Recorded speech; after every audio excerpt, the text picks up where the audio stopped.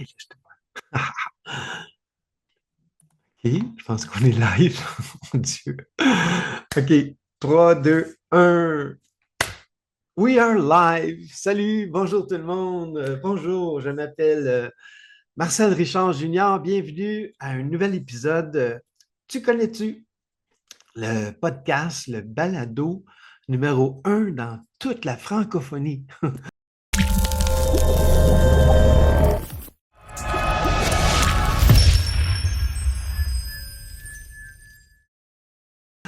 Ben non, ben non, ben non, ben non.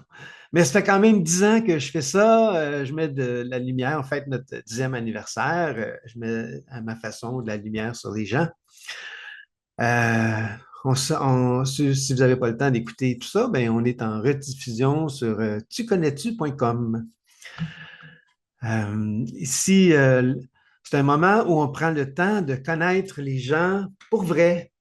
Ici, on parle de parcours de vie, de chute, de prise de conscience et surtout de rebond. Parce que rebondir, c'est pas réservé aux entrepreneurs qui font faillite. C'est humain, c'est universel.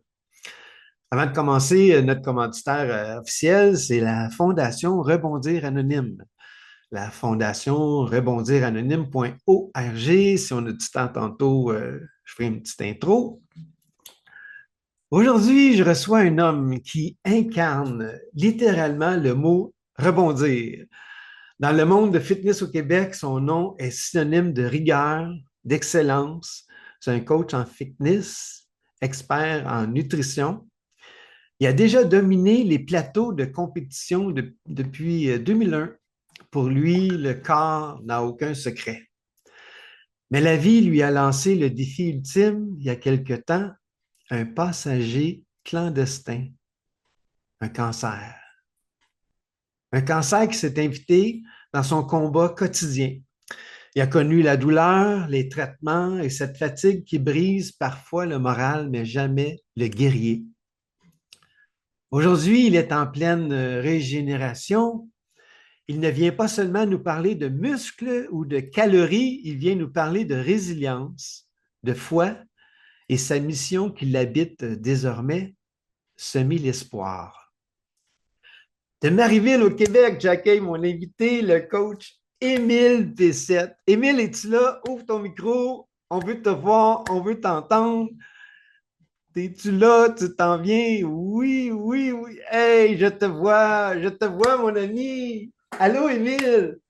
Allô, allô Marcel, ça va bien? Quel plaisir que j'ai, wow, quel privilège que j'ai de t'avoir avec moi aujourd'hui.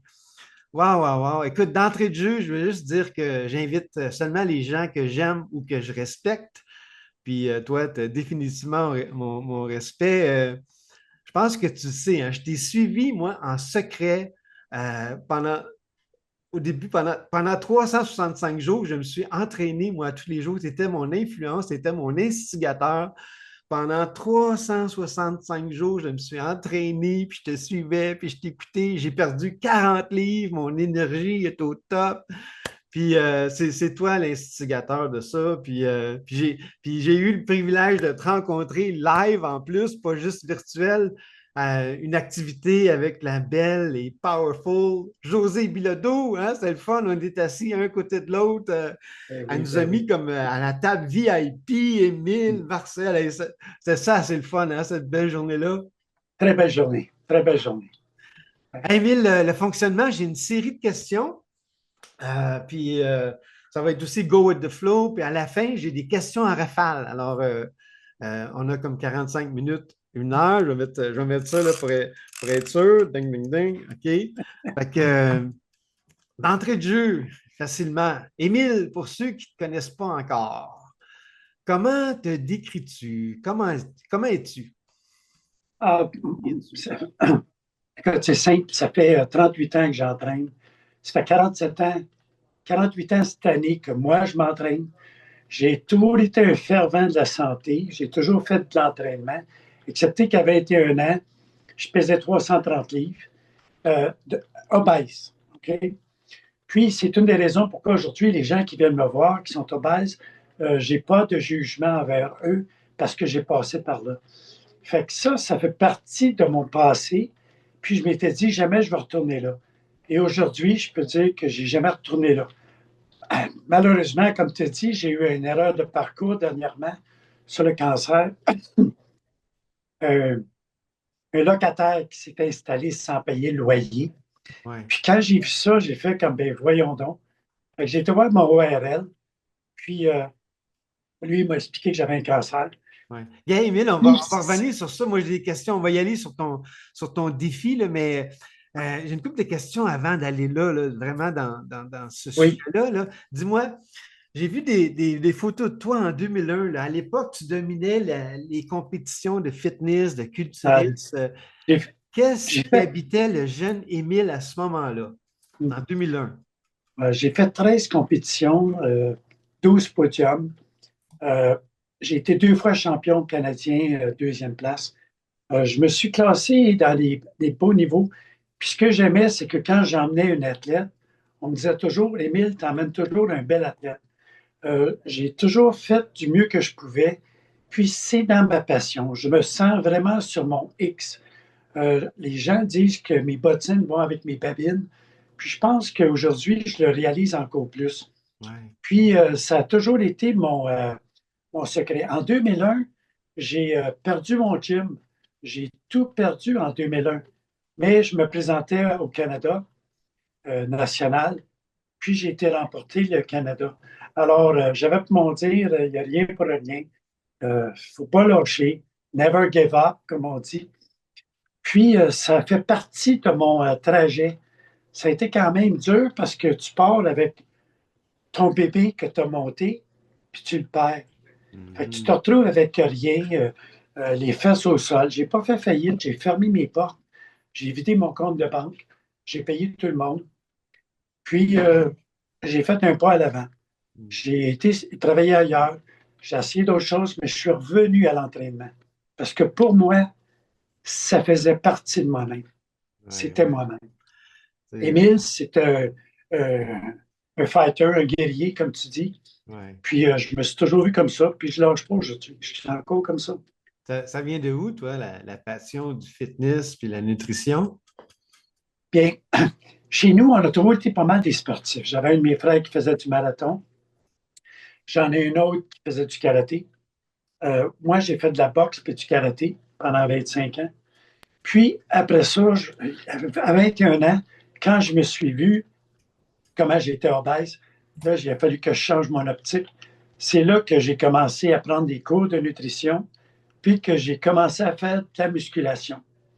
Parce que tu as beau faire du cardio, si tu fais juste du cardio puis tu manges tout croche, tu n'auras pas de résultat. Alors, c'est sûr que pour moi, c'est devenu mon château fort. 80 de ma réussite, c'est ma nutrition. Puis le reste, ben, c'est d'être constant, persévérant et de croire au processus. Ouais. Qu'est-ce que le monde de la performance t'a appris sur la discipline puis le mental? Ouf, focus. La discipline, c'est une des plus dures disciplines, je pense, qu'il peut y avoir sur le marché. Parce que tu dois être constant. Fait que j'ai appris la constance, mais j'ai surtout appris le focus. Quand tu veux quelque chose, fixe, pointe-le, puis déroge pas de ce point-là. Hmm. Depuis 2001, le monde du fitness a beaucoup changé, là. Comment ta vision a évolué là, entre le jeune champion puis le coach que tu es devenu aujourd'hui? Avant, j'étais très directif. Quand j'avais mes clients, je disais, tu vas faire A, B, C, tu vas arriver à D. C'est très, très directif. Maintenant, aujourd'hui, la manière que je vois ça, c'est que je vais être la personne qui va dire,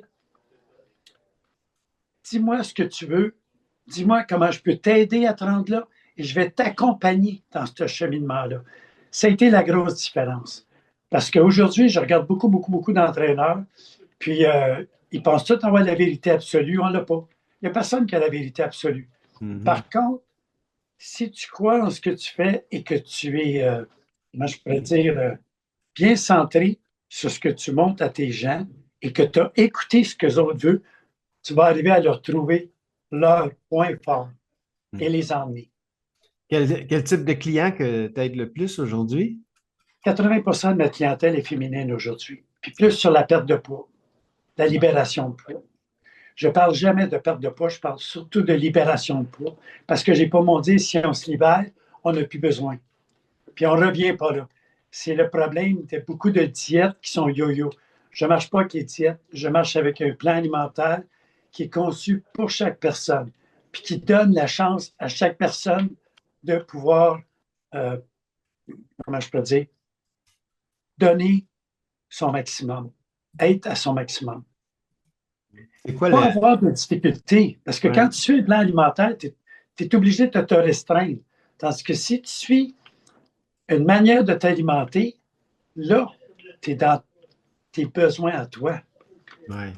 C'est quoi l'erreur numéro un que les gens font là, avec leur santé ou leur entraînement? Ben, il y a beaucoup de sédentarité, premièrement, euh, puis beaucoup de procrastination. Je vais commencer lundi, je vais commencer mardi, je vais commencer vendredi. Beaucoup, beaucoup de procrastination.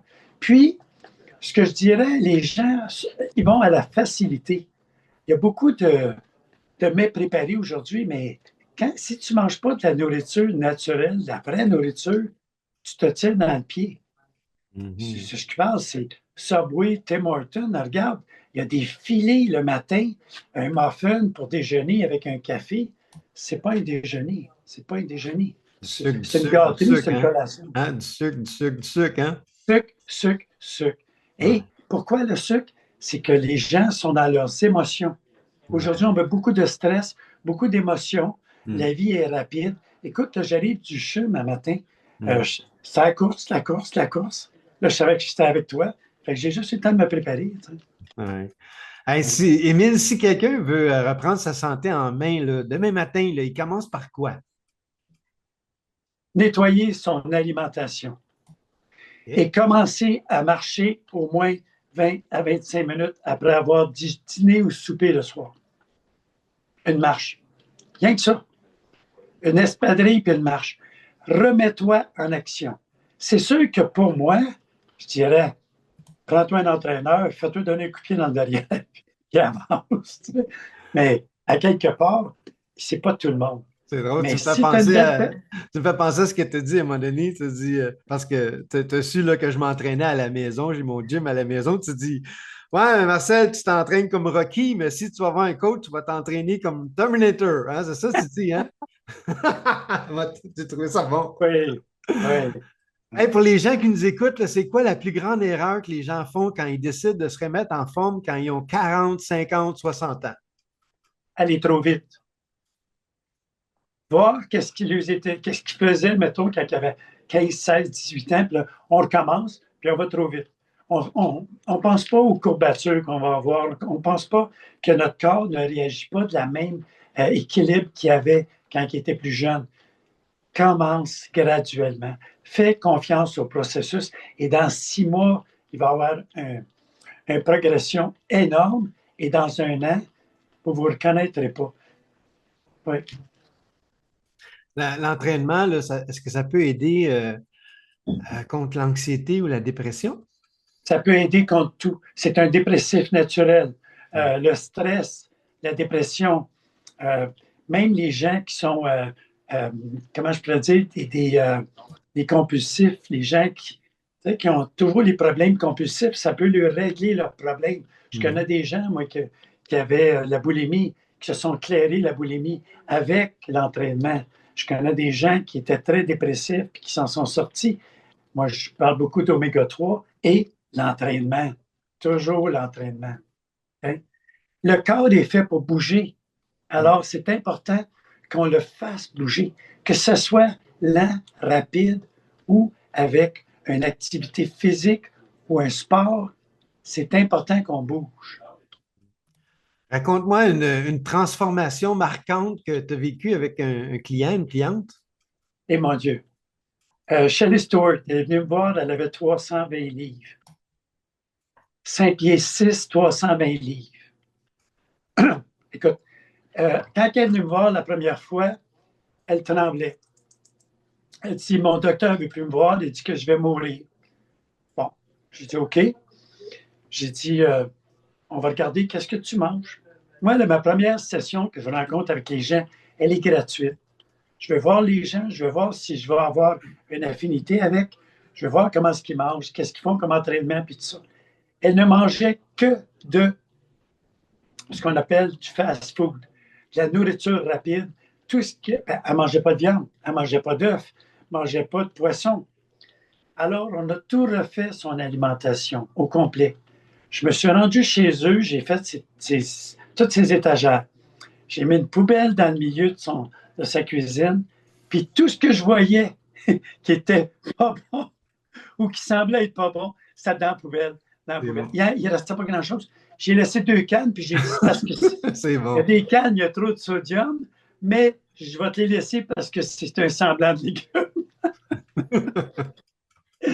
On a Wow. recommencé à zéro. Oui. Wow.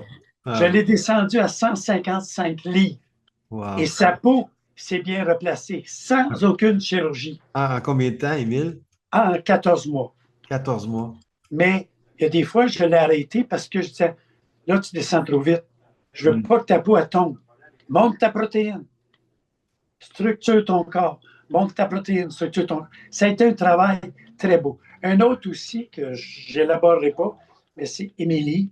Émilie est rentrée chez moi 285 livres. Mhm. Puis, je l'ai emmenée à 145 livres. Ouais. Belle femme. Belle femme. Malgré que là, elle dit, là, il y a trop de gars après moi. Ben, j'ai dit qu'elle a fait une ligne. Ouais. Oui, Les protéines. Je t'ai parlé dernièrement, je t'ai donné ma recette, moi, de ce que je mange à tous les matins, là, tu sais. Mon oui, yogourt, ma tasse de fruits, mes graines de oui. chia, un peu de cannelle, puis ma toast aux protéines. Puis là, tu m'as dit, Marcel, pas assez de protéines, mets 3 œufs. Fait que là, ça fait un mois, là, je mets 3 œufs avec ça. Hein? Plus de protéines. Eh oui, eh oui. Hey, Emile, on va parler des vraies affaires, là. On va aller dans le vif du sujet, là.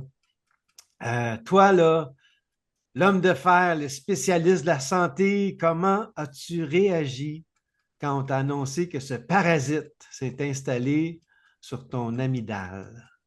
Eh oui. Oui, le cancer de la gorge sur l'amygdale, c'est moi qui l'ai trouvé en passant parce que je m'en allais chez ma mère. Tout le monde sait que, ben, ceux qui me connaissent savent que je suis en amour avec ma mère. Moi, je m'occupe beaucoup de ma mère. Puis, le soleil tombait juste assez pour rentrer dans ma gorge, que je vois dans le rétroviseur. Qu'est-ce qui se passait? Parce que je me sentais toujours avec quelque chose qui me brûlait dans la gorge. Puis j'ai vu cette tache noire-là sur mes amygdales. Fait que là, j'ai tout de suite appelé mon ORL parce que j'étais supposé avoir une opération pour des nodules sur la gorge, dans la gorge, sur mes cordes vocales. J'ai fini par avoir un rendez-vous parce qu'il ne voulait pas me voir avant le 10. Quand il m'a vu, il a dit une chance que tu es venu me voir, je dois t'annoncer que tu as un cancer. Bon, je l'ai vu tout de suite quand il m'a lâché à la gorge parce que sa face a changé. Wow. Puis, on est des gens qui s'habituent à connaître les autres personnes. Moi, je lui ai dit, OK, qu'est-ce qu'on fait avec ça? Ça n'a rien fait. Qu'est-ce qu'on fait avec ça? Là, il a dit, il va falloir que tu arrêtes de travailler 10 semaines puis que tu suives la radiothérapie et de la chimio pendant 10 semaines. J'ai dit, pardon, pas 10 semaines. Moi, j'ai un travail, j'ai des gens, j'ai des clients. Je ne peux pas arrêter de travailler. Fait qu'il a dit, il va falloir, Emile, tu n'auras pas la force pour. J'ai dit, on va voir. Fighter comme que je suis, borné comme que je suis, on m'a envoyé voir l'oncologue. Quand j'ai vu l'oncologue, lui, il m'a parlé, parce que moi, j'ai dit, il ne faut pas que ça soit 10 semaines. Il m'a dit, on a un nouveau traitement expérimental qu'on fait. On prend le 10 semaines, puis on le met en 4 semaines et demie. Je dis, parfait. On commence quand? Demain? Là, il dit, non, non, non. On va se placer, commencer par placer les choses. Puis, on va voir si tu es éligible à ce 4 semaines et demie-là. Parce que ce n'est pas tout le monde qui est éligible à ça. Puis, il faut être solide. Je pesais 195, je faisais 8 de gras. Musclé. Quand j'ai eu fini mes traitements, le 8, septembre, quand j'ai fini mes traitements, j'avais perdu en 47 jours 47 livres de muscles. Je Wow. pesais 140. Je suis parti 195. Je suis descendu à 156 livres à 5 de gras. Wow. J'avais l'air d'un mort vivant. Mm. Je dis, je perds 47 ans de ma vie en 47 jours. Mm. Là, j'ai appris l'humilité. C'est quoi l'humilité? Parce Ouais. que moi, j'étais très fort. Je disais toujours que ma marque de commerce, c'est mon physique. Ouais. Ma carte d'affaires, c'est mon physique. Mais Mm. là, j'en ai plus de physique. Mon Ouais. physique est parti. Puis là, je suis obligé de me remonter. Fait que j'ai trouvé ça très dur les premières semaines, Mm. mais je m'entraînais toujours. J'ai jamais arrêté de m'entraîner, sauf 2 semaines et demie que je Ouais. n'étais plus capable. Puis quand j'ai recommencé avec des poids très, très bas, comme quand j'ai recommencé au début. Puis là, ça a frappé. J'ai mon partenaire d'entraînement qui est toujours avec moi, heureusement, Martin. Puis ce gars-là, il me pousse tout le temps. Puis je ne sais pas si je l'aurais fait si je n'aurais pas eu un partenaire. Mm. Mais je suis assez borné pour dire que oui. Mm. Par contre, aujourd'hui, à l'heure actuelle, où on se parle, 5 mois plus tard, je suis monté en ce moment à 172 livres, 156, 172. Je me suis donné l'année pour retrouver ce que j'avais. Pas pour aller chercher plus, pour retrouver ce que j'avais. Mm. Puis, Bravo. Bravo, Émile. je me suis reviré à Dieu. C'est Mm. simple. Euh, on pense toujours à Dieu quand on est à terre. Mm. Mais là, je mettais mon genou à terre, puis je disais toujours, c'est permis de mettre ton genou à terre, mais relève-toi, Émile, relève-toi, Émile. Et je Ouais. pense qu'il y avait quelqu'un qui m'enlevait les épaules à tous les fois. Ouais. T'as Fait que je écrit. suis retourné à l'Église, je suis retourné Ouais.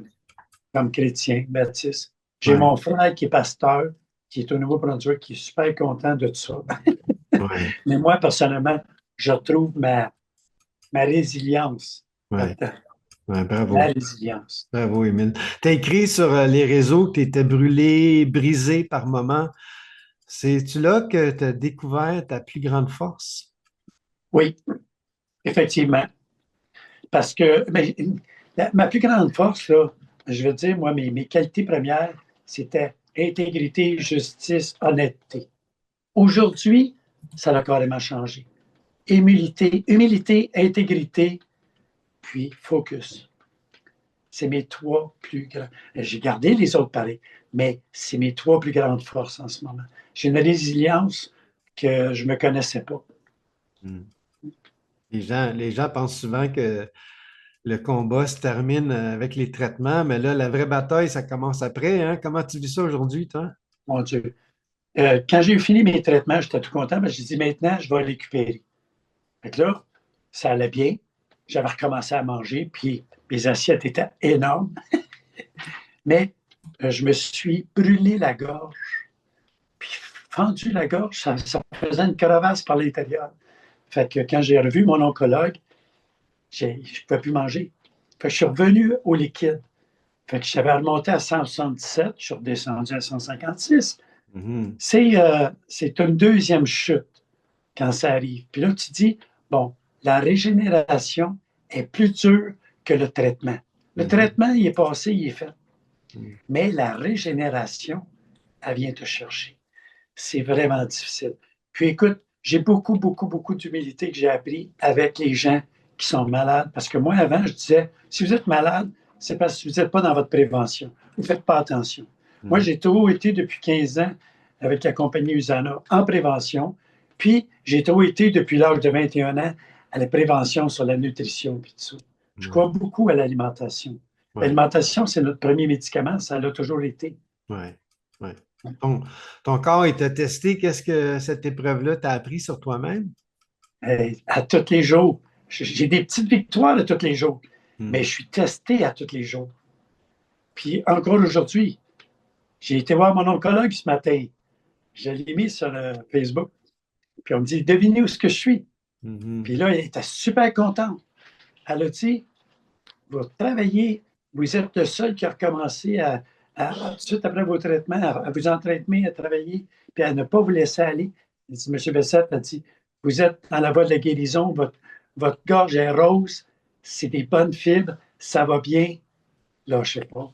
Good Je job. fais ce que j'ai à faire. Tu Ouais. sais, c'est ça qui est important. Ouais. Hein.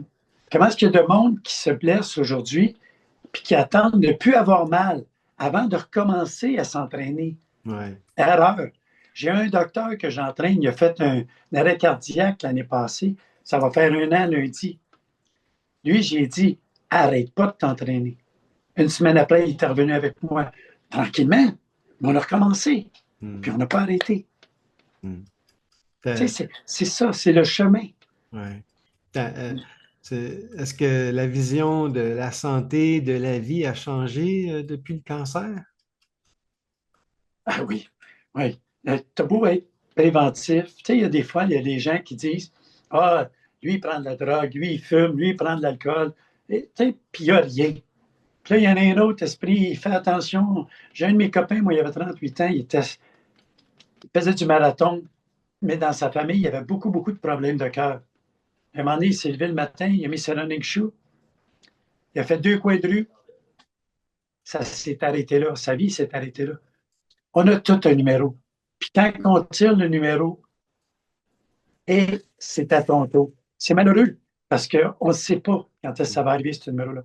C'est pour ça qu'aujourd'hui, moi, j'ai remis ma vie à Dieu, j'ai remis mon corps à Dieu, puis Hmm. j'ai dit, donne-moi la puissance, la force de continuer ce que j'aime faire. Tu vois, on dirait tu lis mes questions, mais gars, ma question, c'est, tu as mentionné que la main de Dieu ne t'a jamais lâché. Quelle place la spiritualité a-t-elle prise dans tes traitements? J'ai toujours eu la spiritualité, moi, mais je croyais, bon, c'est personnel, là, mais je ne croyais pas euh, maintenant à l'Église catholique. Pour moi, c'était dépassé. Puis, comme je t'ai dit, j'ai un de mes frères qui est pasteur. Quand il a su que j'avais le cancer, il m'a envoyé une Bible. Puis, j'en avais une, mais pas comme celle-là, une belle, une Bible, toute belle. Alors, je me suis mis à regarder des psaumes. Pas toutes. À toutes les fois que j'allais me coucher, je regardais des psaumes. Puis, j'ai eu tellement de signes qui m'ont été envoyés par celle, c'est Hmm. inimaginable. Un exemple. Je t'en Hmm. ai fait mon épicerie. Il y a un monsieur qui arrive devant moi avec un panier vide. Moi, j'ai un panier vide, j'arrive. Je suis au métro à Marieville. Je sais Marieville. Le monsieur me dit, il arrête, il me regarde, il dit, Dieu est en toi. Puis là, il part. Là, moi, je vais le remercier. Mais là, j'ai tout fait le magasin. Il vient d'arriver comme moi. Pour le trouver, je ne l'ai jamais vu aux caisses, dans les allées. Je les ai toutes faites 2 fois. Ouais, J'en parle, puis les poils me lèvent. Toutes des ouais, petites choses comme ça. Des ouais. choses qui fait comme, regarde à gauche, et il y a quelque chose qui s'en vient, et regarde. Ouais, Il y a tous des signes que je ouais. ne pourrais pas expliquer. Ouais, c'est ça, C'est moi, c'est les signes, hein, des signes. ouais. Moi, mes deux psaumes préférés, c'est le psaume 23 et le psaume 91. Émile, tu as dit que la régénération est un processus long. Comment apprend-on la patience quand on est habitué d'avoir des résultats rapides à l'entraînement? Écoute, je veux dire, je me suis vu 1 million de fois me dire dans ce temps-ci, qu'est-ce que moi, je dirais à un de mes clients qui arriverait et qui me dirait, je sors d'aller voir l'oncologue, je sors d'un traitement de cancer, je veux m'entraîner, qu'est-ce que je fais? Moi, là, je voudrais que ça soit comme tous les clients, demain matin. La personne qui vient moi, qui pèse 330 livres, qui va en peser 200, qui va en peser 150, il veut ça comme demain matin. Mais ça ne se fait pas demain matin. Il n'y a rien qui se fait rapidement. Alors, c'est quoi? Processus, faire confiance au processus. Ouais. Puis moi, ils me l'ont tout dit, les docteurs, écoute, tu es celui qui est arrivé, qui était le plus musclé dans notre gang. Et ça va tout en revenir. Oui. Mais moi, là, je me regarde dans le miroir, puis je fais comme, non. Mais oui, ça va revenir, mais il faut laisser le processus enclencher et être constant. Ouais. Moi, quand je me regarde dans le miroir, maintenant, je dis, je m'aime sans condition. À 65 ans, je m'aime sans condition. Hey, dis-moi, le cancer, qu'est-ce qui t'a appris, toi, sur l'amour de toi-même? Oh, c'est dur. Hey, là, tu me poses une méchante question parce que moi, personnellement, comme que je suis là, je m'aime pas. Puis c'est un défaut que j'ai parce que je suis un extrémiste compulsif. Alors, dans ma tête, pour moi, je ne devais pas perdre ça. Alors, tout ce que je dois retrouver, parce que moi, c'est vraiment une perte, ça, c'est pas une libération. tout ce que je dois retrouver, c'est au moins ce que j'avais. Pour dire, ouf, mais je ne suis jamais satisfait, moi. Je suis jamais satisfait dans mon mode de vie, je suis jamais satisfait avec mes personnes, je suis jamais satisfait avec ce que je fais avec mes clients. Je me pose toujours la question, qu'est-ce que je pourrais faire de plus? Perfectionniste, extrémiste compulsif. Hmm. En quoi le coach d'aujourd'hui est différent de celui d'avant la maladie? Accompagnateur. J'accompagne. J'accompagne mon monde. Je suis humble, beaucoup d'humilité, puis j'accompagne mon monde. Ça, c'est ma grande force. Euh, notre petite Josée internationale pourrait te le dire. Elle, là, c'est comme, elle disait toujours, toi, Émile, tu as une patience d'ange. Elle dit, tu as une patience avec ceux qu'on ne devrait pas avoir de patience. Mais moi, je suis patient de nature avec les autres, mais pas avec moi. Oui, ouais, c'est souvent le cas, hein. Ouais. Pour quelqu'un qui nous écoute, là, qui traverse une tempête, là, santé, financière ou n'importe quoi, là, ça serait quoi ton premier conseil pour commencer à rebondir? Et mon Dieu. Le premier conseil que moi je donnerais, c'est fais confiance. Fais confiance. Parce que, on dit souvent, après la pluie vient le beau temps, après les nuages, il y a le soleil. Au-dessus des montagnes, il fait toujours beau. Il y a un processus dans la vie. Puis où est-ce qu'on est en ce moment? Bien souvent, c'est si on recule 10 ans en arrière, c'est probablement là que ça nous a emmenés à aujourd'hui. Il faut faire un processus en prévision de. Puis Hmm. c'est là que faire confiance. Il faut faire confiance en soi-même. Parce que si on n'a pas confiance en soi-même en partant, on ne réussira rien. Hmm. Dans n'importe quoi. Oui. Si tu pouvais laisser un message à quelqu'un qui nous écoute là, en ce moment là, et qui souffre, ce serait quoi? Reste pas seul. Entoure-toi. Parce Hmm. qu'il y a tellement de souffrance aujourd'hui. Puis moi-même, je suis la personne qui va s'en aller dans sa caverne puis qui va se refermer. Puis Hmm. j'ai eu tellement de bonnes personnes alentour de moi qui se sont liées pendant le cancer. J'en reviens pas. J'en reviens pas comment que juste te le virer des fois puis tu te dis, hey, pourquoi ça m'arrive à moi? T'sais, excuse-moi, là, je suis un peu émotif. Mais les gens autour de toi sont importants, Ouais. très importants. Autant, autant le pire que le bon. Hmm. Parce que le pire, il va te faire dépasser. Le bon, il va te protéger. Hmm. Fait que les deux sont importants. Tiens tes ennemis plus proches que tes amis. Ouais. J'aime ça, Émile. J'aime ça, ouais. J'aime ça aussi de te voir vulnérable aussi, c'est bon. Écoute, on arrive à la fin des questions, là. Euh, mon petit commentaire à Saint-Saëns. Avant de se quitter, si tu écoutes cet épisode et que tu es à bout, si tu doutes de toi, si tu te demandes si tu vas t'en sortir, rappelle-toi, tu n'es pas brisé, tu es en transformation et même si l'obscurité, il y a toujours une sortie. Ici, on ne juge pas, on ne sauve pas personne. On se rappelle simplement une chose essentielle, peu importe ce que tu as perdu, tu peux toujours rebondir. Hey, merci d'avoir été là. Balado, tu connais-tu? Hey, juste avant, là, je vais plugger une minute la Fondation Rebondir Anonyme. C'est quoi? Je ne sais pas, Émile, si tu connais mon histoire ou c'est quoi la Fondation? La Fondation Rebondir Anonyme, ça vient en aide aux entrepreneurs qui ont fait faillite. Euh, moi, j'ai connu ça. Moi, j'ai marché ce chemin-là à 33 ans. Moi, j'étais un jeune millionnaire dans l'abondance avec tous les jouets possibles, avec mon frère Guy. Puis à 33 ans, on a tout perdu. On a fait faillite. On s'est retrouvé à la rue. Puis mon frère Guy s'est suicidé.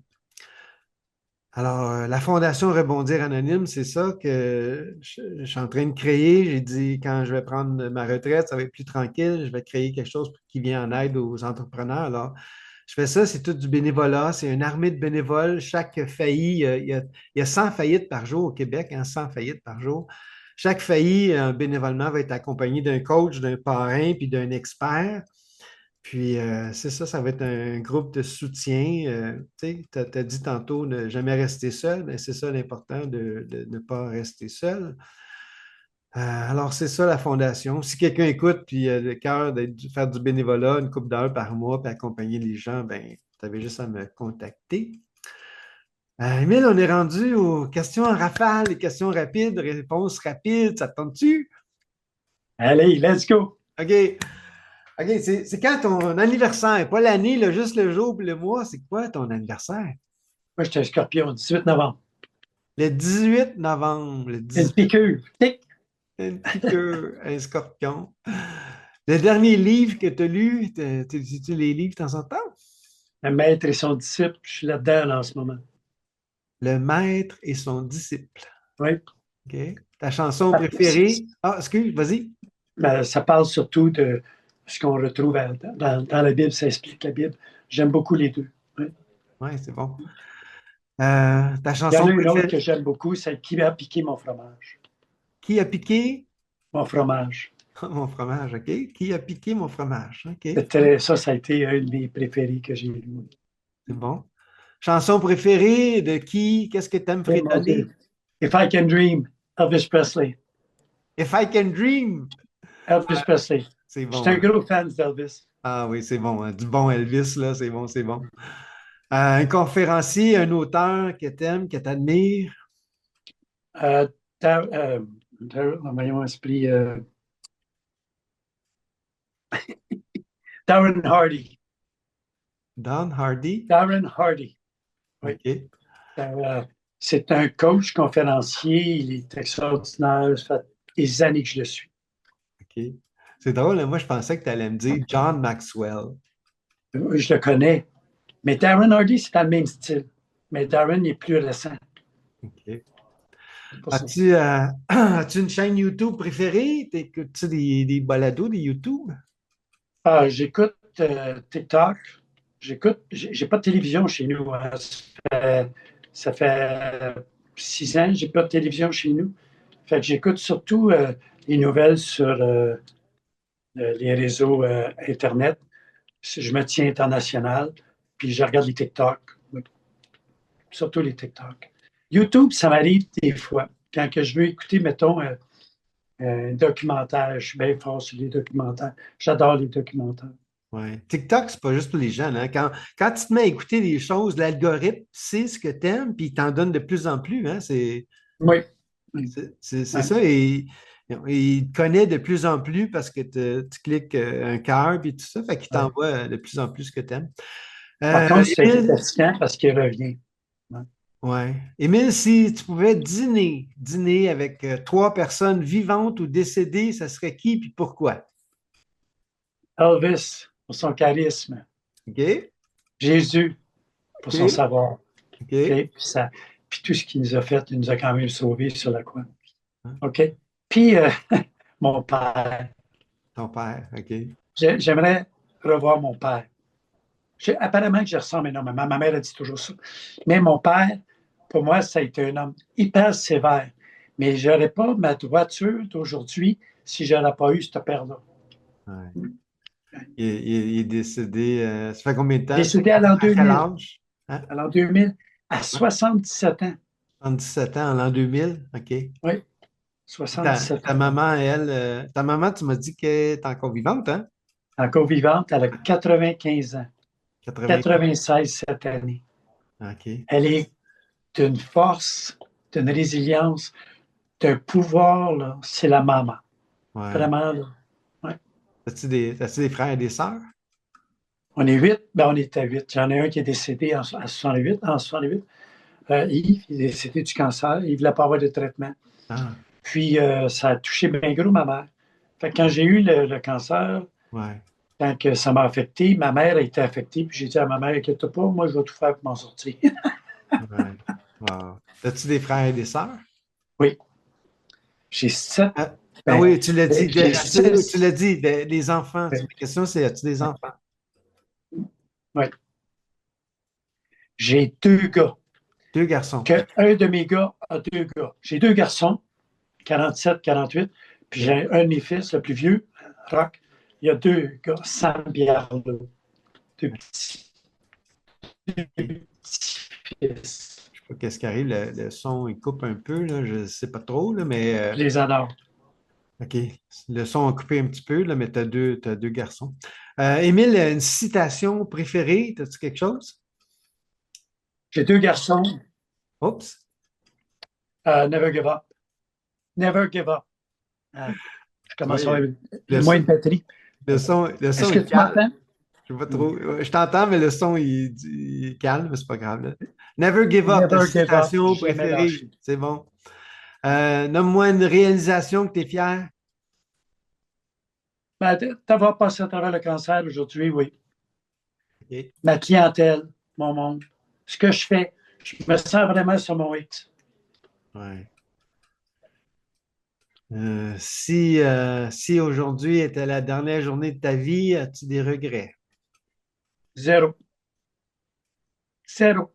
Je pense que j'ai fait au maximum ce que j'avais à faire. Puis aujourd'hui, je suis en paix avec moi-même. Hmm. Décris-moi le restant de ta vie en 5 mots.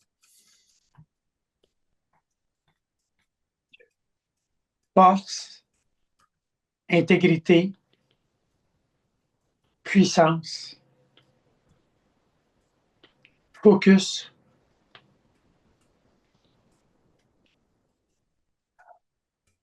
Hmm. oh, champion. Non, c'est bon. Celui qui me revient le plus. Dans la vie, tu es né champion, Ouais. puis c'est toi qui décides de le rester. Hmm. C'est bon. Merci, Émile. Hey, avant de terminer, as-tu quelque chose à plugger? Ah, moi, je te dirais que ça fait 15 ans que je suis avec Usana, puis quand j'ai eu le cancer, on m'a dit, il faut tout arrêter tes suppléments. J'ai dit, pourquoi? Le cancer diminue tout ce que vous me donnez comme poison, ça fait diminuer mon système immunitaire, puis tout ce que Usana m'emmène me fait monter mon système immunitaire. Fait que j'ai jamais arrêté. Puis c'est grâce à ça, aujourd'hui, je pense que je récupère plus rapidement. Ça ne guérit pas. Ça m'a aidé à avoir une meilleure qualité de vie. Bravo. Usana. U-S-A-N-A. Usana. Oui. Écoute, un petit texte avant de quitter que j'ai écrit.